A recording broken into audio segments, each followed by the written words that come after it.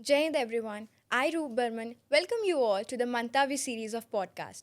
Today, we have with our esteemed guest of honor, Mr. MJ Akbar, who is not just an author, but a well renowned journalist. We are honored to have you today in our podcast, sir. Thank you. So, sir, how long have you been here in Varanasi How long have I been in Varanasi? You mean on this trip? on this trip? Just a couple of days, I'm afraid. I wish you could make it longer.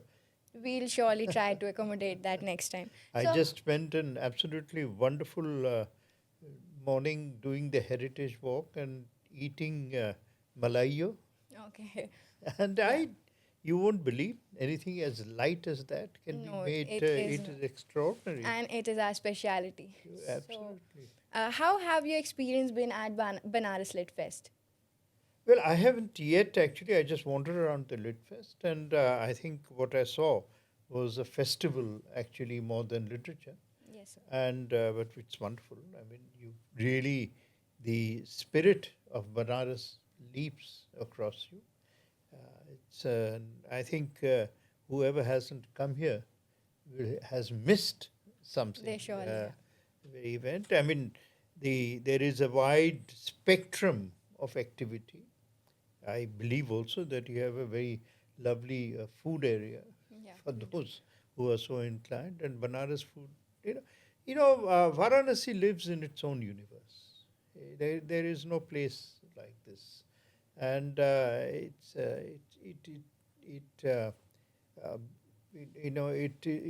uh, it is both extremely deep because of its spirituality. Uh, the Ganga is called a mother because she gives, she nourishes, and she loves. And there is only those who have actually sat by her side can understand the true meaning uh, of this experience. And on the other hand, human beings have created a city which is, shall we say, slightly less pure. Which We surely do agree on that, sir. Well, learning about you has taught me a little things that you have lived many lives as an author, as a diplomat, as a writer, and as an editor. So, which is that one identity that feels the closest to you? it's life is not about a single identity. I mean, at least for me, Okay. in that sense that there is too much of overlap. Hmm. Does the river that we described have only one current? No, it It has does. many currents, and they flow simultaneously. Sometimes they overlap. The only thing which is important and which you must, I think, truly understand that whichever part of life or whichever current is becomes the dominant current of that time, you must be honest to yourself, Yes. right? And that I think is something you must be honest to yourself. You must be intellectually also have the breadth of vision to understand that knowledge is much bigger than you, and you must search for knowledge all the time. That is unending. You will, on your dying day, you are still searching without inexhaustible, as inexhaustible as it was the day when you first became conscious. So this is and if there is an underlying theme on all that I have done, it is that I have lived or tried to live to the best I can to find out what our people, our nation, is all about and try and explain it to, to us and also to serve it to the extent we could. We are human. We have our weaknesses, but despite that, I think after these years, so many years, I can claim that I've filled, I have lived uh, very consciously with the fact that the nation is the people. And if you can do a little bit to make their lives better, perhaps that is a good obituary. Sure, it will be. Well, looking back at your early reporting days, what is that one thing that young MJ Akbar would like to comprehend about at this age? It's the same. I'm sorry, the professional call of reporting uh, does not change with time. You must see not only the surface, you must see below the surface. You must see into people's hearts. You must see into the mind that controls or that takes people in one direction or the other. You must see where authority is going wrong in doing its duty by the people. Sometimes the people are wrong. It's not that governments are wrong all the time. Yes.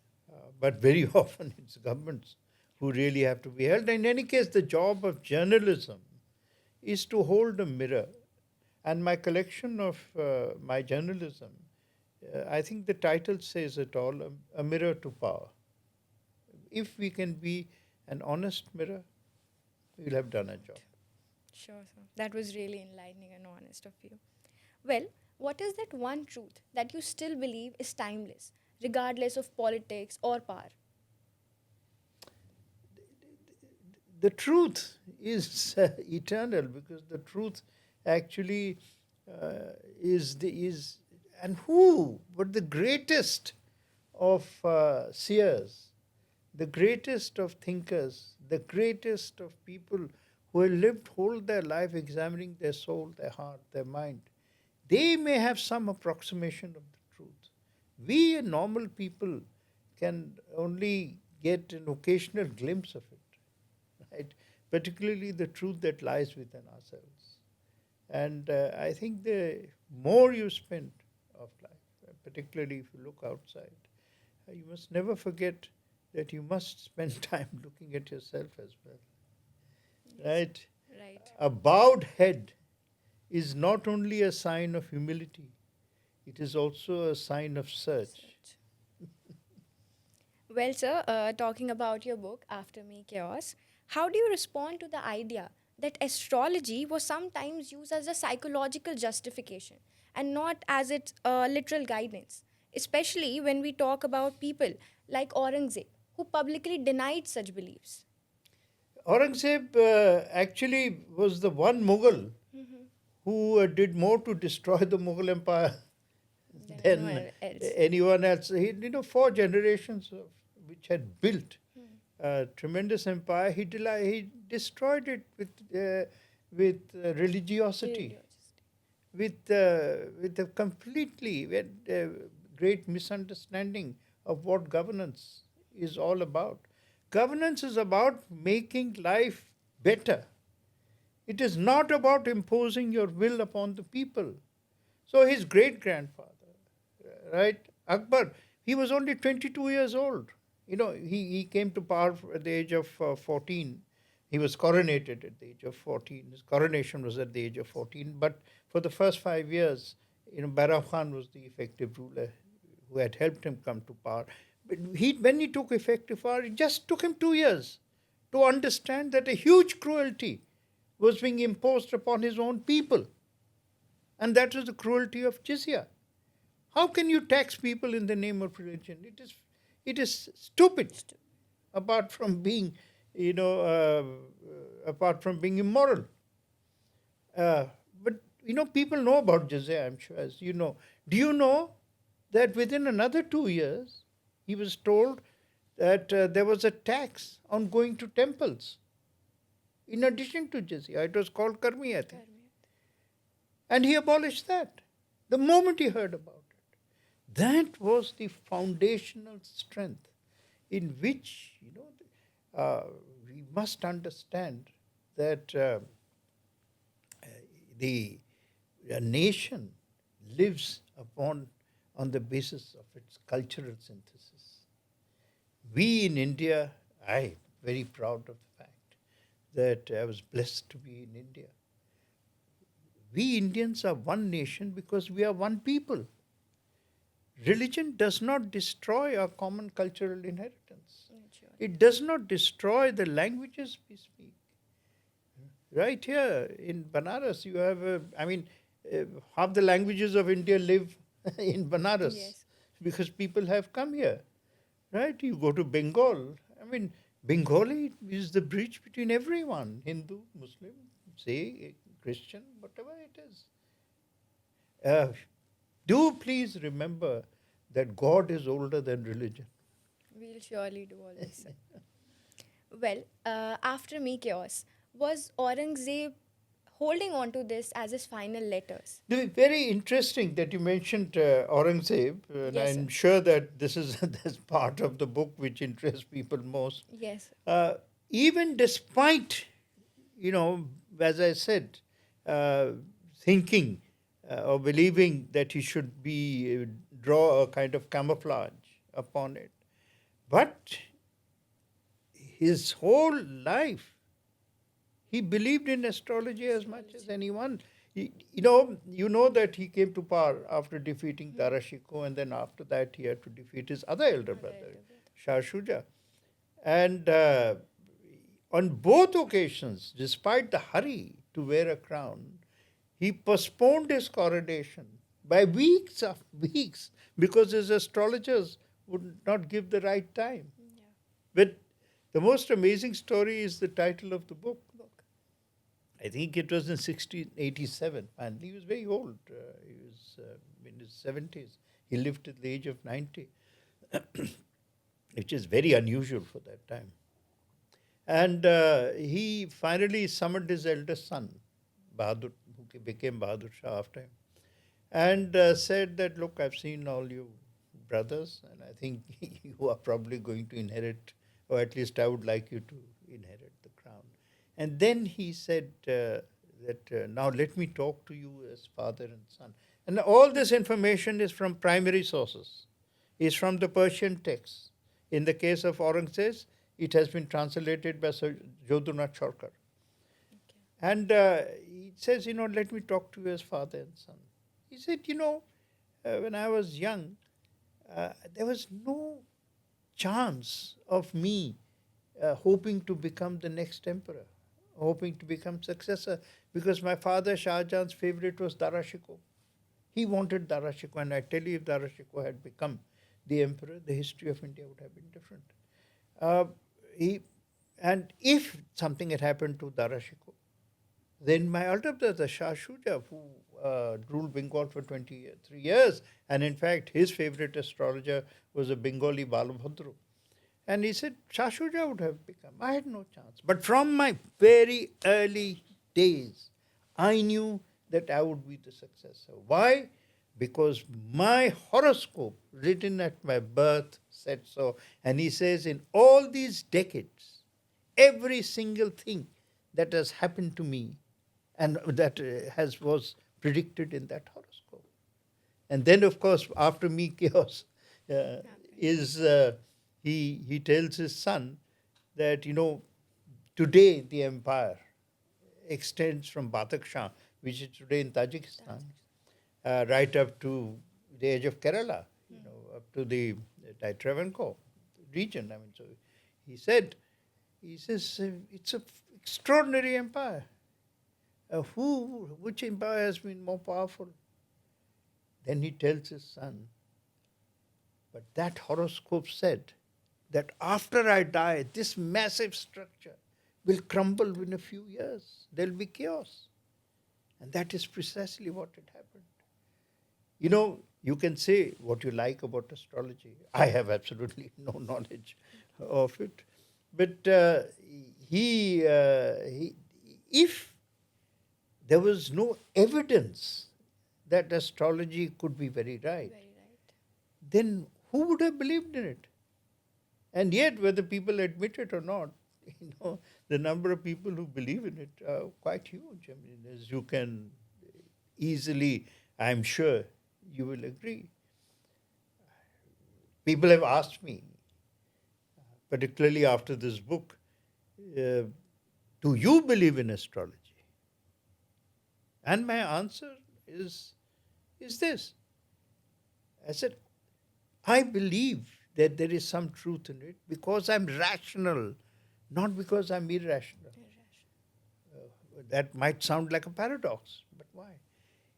It's because I am not so arrogant as to believe that all the knowledge in the universe, in this Brahmakand, in this Kainat, that all the knowledge of this universe is limited to the edge of my comprehension.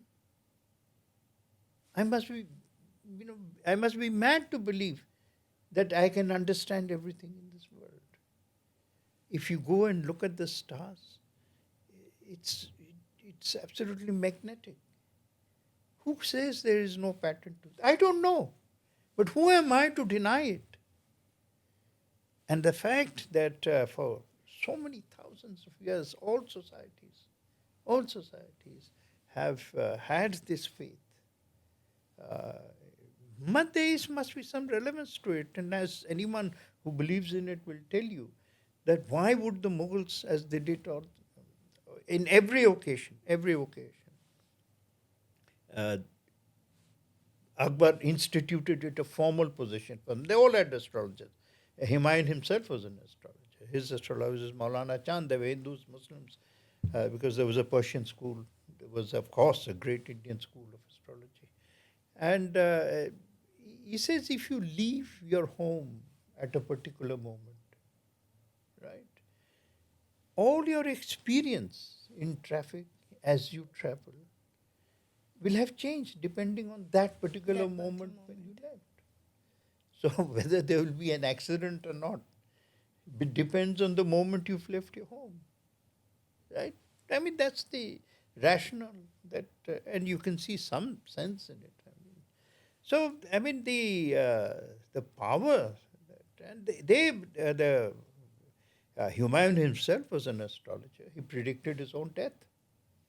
And this was in January, 1557 maybe, or 15, no, sorry, yeah, I may get the, but it was certainly in January of his death, and 1556, yes, and 8 days before he died, he had one weakness. He used to have opium, and he would take the pellets of opium every morning, and his servant was preparing his tablets, as you say, just as the tablets are prepared for medicines. And he told his servant that prepare for only the next 8 days. You won't need it after that. On the morning of his death, he announced that a great accident will happen today. So he believed in the zodiac. He believed his colors that he wore every day were the colors of the zodiac. As I said, he himself was an astrologer. Akbar, there was no campaign. Nobody actually decided on the day of military action without consulting an astrologer. Abul Fazl says that the reason he got defeated by Sher Afghan or Sher Shah Suri was because he had not followed his astrologer's advice. So, you will be, I think, surprised to know that for more than 100 years, the chief astrologer, Jyotish Raja, Jyotik Rai of the Mughals, was a Brahmin from Varanasi. Well, that leads me to my next question. That faithful Aurangzeb secretly used Brahmin astrologers as for, you can say, He war used winds. Brahmins and Muslims because they were Both. both. Exactly. So, how does chapter 6 shatter his strict Muslim king myth? No, you can see that in his private life. He was, he understood, right?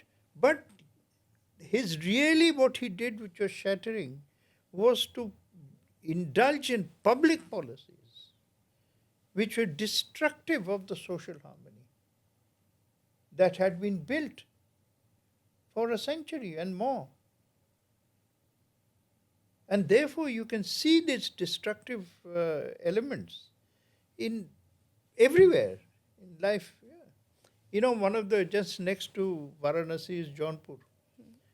The first major battle fought by Akbar after he seized real power, was against the what would be called the fundamentalist elements in the in Jaunpur, who realized that he was going to bring in harmony. So they challenged him, and he had to defeat the fundamentalists among a very strong Muslim community of fundamentalists here. He introduced cultural synthesis, culture and harmony in many ways. Uh, there was, I mean, the Mughals did not wear Uzbek dress. They may have come from there, but you can see they didn't wear the Pathan turban. They wore the Rajput turban. They wore the Rajput skirt. Right? They Akbar, Jahangir uh, would get up in the morning and bow before the sun. The Akbar would wear a tilak at any given time. In fact, I was in Lucknow the couple of months back, and when I went in, to the hotel, a young lady came and with a thali, and she gave me a garland and put a vermilion mark on my forehead.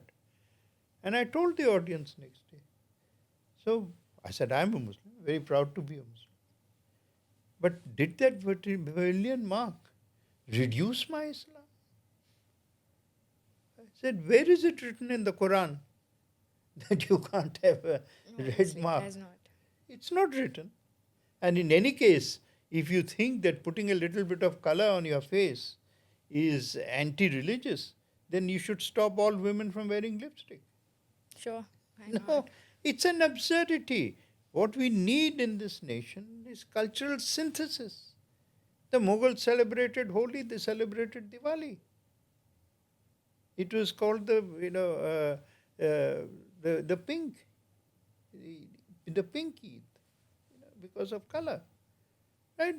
Mostly because they wanted the cultural amity between peoples. And that is why they succeeded. When they abandoned the cultural amity, India abandoned them. It surely did. Well, that was quite enlightening. You put it out in such a simple way. So, my next question would be what aspect of Indian civilization do you feel is the most misunderstood globally? Misunderstood globally. Globally. I think the that answer is the deliberate attempt to create a what would be called a culture of division by the British has created so much misunderstanding about our country. The British created separate electorates. There is no known instance of it anywhere in the world, as if human beings are marked by that. Religion is one part of my identity. You know, uh, Religion is not my political identity. Exactly. It is my personal identity, right? I say this all the time, and I hope your viewers will also understand what I'm saying.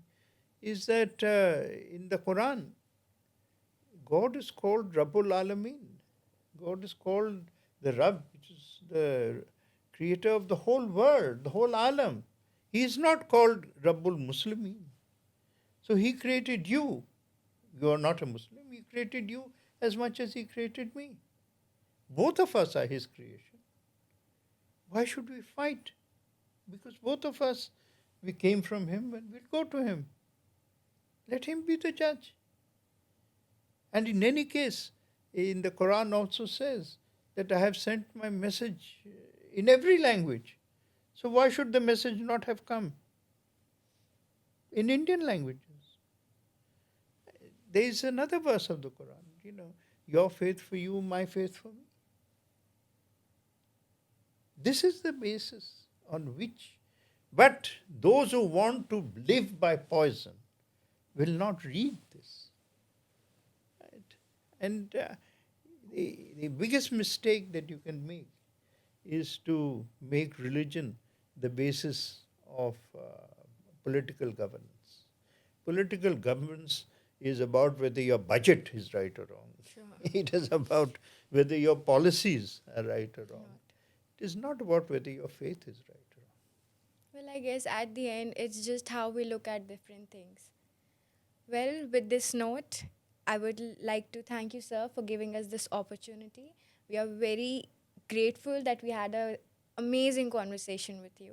So, with this note, I, Roop Barman, signing off. Thank you. Thank you so much.